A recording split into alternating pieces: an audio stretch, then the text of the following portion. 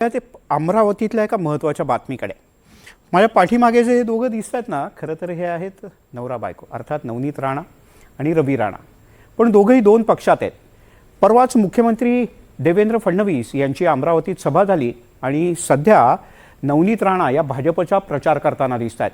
हां, पण तेवढाच नाही तर त्यांच्या नवऱ्याचा म्हणजे आमदार रवी राणा यांचा पक्ष असलेल्या स्वाभिमान, युवा स्वाभिमानचा प्रचारसुद्धा नवनीत राणा करतात. म्हणजे मतदारांनी नेमकं काय समजायचं असा प्रश्न त्यांना पडलाय. आणि स्वतः नवनीत राणा खरंच कोणत्या पक्षाचा प्रचार करतायत, त्यांच्या मनात काय आहे, हाही अमरावतीकरांना प्रश्न पडलाय.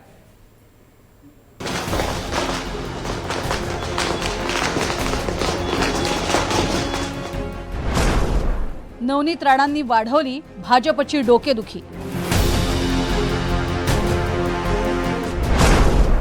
राणांच्या तळ्यात मळ्याचा भाजपला फटका.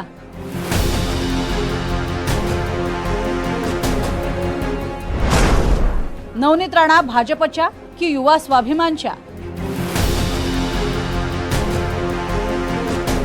मुख्यमंत्री देवेंद्र फडणवीसांचा अमरावतीमध्ये निवडणुकीसाठी रोड शो झाला. त्यावेळेला देवेंद्र फडणवीसांच्या बाजूलाच होत्या नवनीत राणा.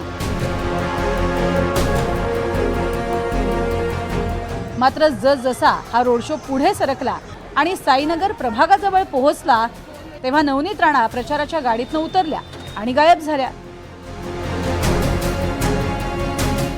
इतका वेळ नवनीत राणा भाजप नेत्यांबरोबर होत्या आणि पुढच्या काही मिनिटातच त्यांनी साईनगरमध्ये जाऊन युवा स्वाभिमानच्या उमेदवारांच्या प्रचाराचा नारळ फोडला. हेच ते सध्या अमरावतीमध्ये गाजणारं राजकारण. नवनीत राणा एकीकडे भाजपबरोबर आहेत आणि दुसरीकडे त्यांचे पती युवा स्वाभिमान पक्षाबरोबरही आहेत. अमरावती महानगरपालिका निवडणुकीत रवी राणांच्या युवा स्वाभिमान पक्षानं 32 ठिकाणी भाजप विरोधात उमेदवार उभे केले. भाजपचे उमेदवार तुषार भारतीय साईनगर प्रभागातनं राणांनी उमेदवार दिलाय. भाजपचे उमेदवार तुषार भारतीय साईनगर प्रभागातनं उभेत. याच तुषार भारतीय यांनी विधानसभा निवडणुकीत रवी राणांविरोधात उभं राहून आव्हान दिलं होतं. तुषार भारतीय नक्की विजयी होतील असा विश्वास मुख्यमंत्री देवेंद्र फडणवीसांनी व्यक्त केलाय. एकीकडे फडणवीसांबरोबर प्रचार करणाऱ्या नवनीत राणा दुसरीकडे युवा स्वाभिमान पक्षाचाही प्रचार करतायत. त्यामुळे भाजप आणि युवा स्वाभिमानचे कार्यकर्ते आमने सामने आलेत.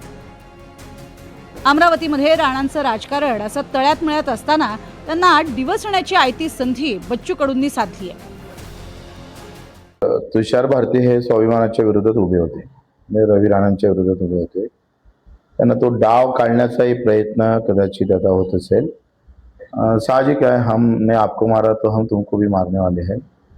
या भूमिका अजूनही मिटू शकलं नाही. स्वाभिमानचा आणि भाजपची जी वाद आहे ते मिटवू शकले नाही. खरं तर नवरा बायको म्हणजे बायको भाजपमध्ये असताना आणि नवरा स्वाभिमान असताना सुद्धा हे वाद मिटू शकत नाही. म्हणजे दोघेही जण दोनही ठिकाणी काम प्रामाणिकपणे करतं का नाही करत असं शंका येतं.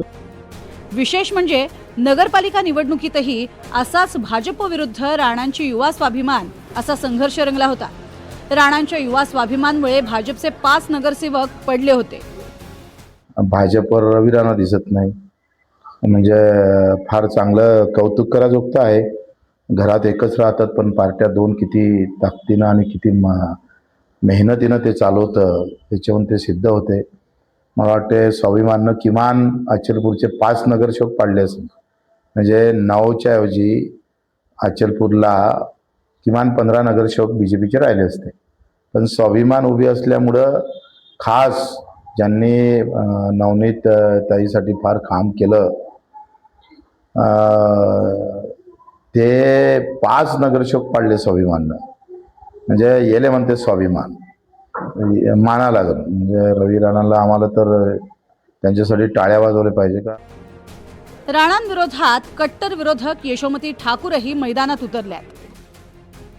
हार्वर्ड युनिव्हर्सिटीची त्यांच्यापाशी डिग्री आहे आणि न शिकलेली बाई त्याला म्हणून राहिली की संविधान काय आहे, कोणचं आर्टिकल दाखव. तिनं हनुमान चालीसा अजून काय म्हणून दाखवली नाही. पुढच्या वेळेला कॉम्पिटिशन त्याची आणि निवडून त्या ठिकाणी काँग्रेसने दिलं आणि तिथून गेल्या गेल्या मग असो हिंदू शेर निघून गेली. हमको बोलते भाऊ की काँग्रेसवाले मुसलमान. हा रे बाबा म्हटलं, मुसलमान काय फरक पडते, मुसलमान पण, हिंदू पण, आदिवासी पण, अजून जे जे म्हणत असाल ते पण, आम्ही सगळंच काही. आता असं आहे, काँग्रेसचा अजेंडा म्हणजे मुस्लिमचा अजेंडा आहे. ज्या ठिकाणी मुस्लिमचं पार्टी म्हणून काँग्रेसची स्थिती झालेली आहे, मुस्लिम समाजाची पार्टी म्हणजे काँग्रेस. मग आता नवनीत राणावर टीका केल्याशिवाय यशोमती ताईला झोप लागत नाही. नवनीत राणावर टीका केल्याशिवाय अनेक लोकांना आता तिथे संजय खोडके सुद्धा टीका करतात. तर त्यांना सेंट्रल बंधू म्हणून म्हणजे आज टार्गेट जे आहे नवनीत राणा करणे, त्याच्यावर टीका करणे आणि त्याच्यातून काही मिळवणे, मग त्यातून काही मिळणं काही नाही. नवनीत राणा पक्ष म्हणून भाजपच्या बाजूने प्रचार करणार की पत्नी धर्म म्हणून युवा स्वाभिमानची साथ देणार, याची चर्चा अमरावतीत रंगली आहे. पण राणांच्या या राजकारणामुळे भाजपची मात्र डोकेदुखी वाढली आहे. नवनीत राणांनी एकाच वेळी 2 दगडांवर पाय ठेवल्यानं अमरावतीत भाजपचा बट्ट्याबोळ होणार की काय, अशी शंका व्यक्त केली जाते. शुभम बायस्कर, NDTV मराठी, अमरावती.